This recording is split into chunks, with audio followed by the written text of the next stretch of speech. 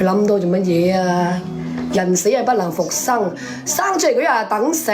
我同你講啊，你今日所經歷嘅嘢係個天要你去做嘅，係你個天要遇到嘅。好老實講啊，你遇見咩人，俾邊個嗲同邊個生仔，係個天要你走嘅一條路。你諗咁多做乜嘢啊？你冇辦法去諗，你冇辦法改變。有冇錢點為之叫有冇錢？錢係個個都有，啱話有冇錢喎？有冇錢你係咪食飽個肚瞓覺？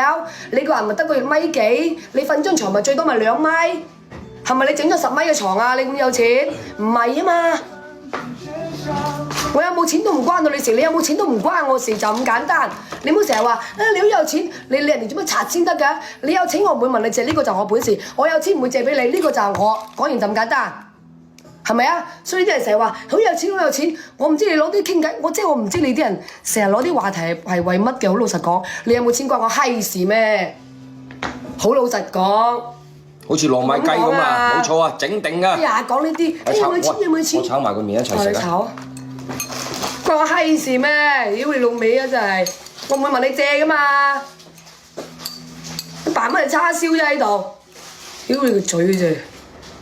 其實係啊嘛，唔係有時候即係唔好成日話啊有冇錢有冇錢呢啲好閪夢啊！聽人到你有冇錢你再有錢你係咪要死？100年後冇咗你都冇咗我喎！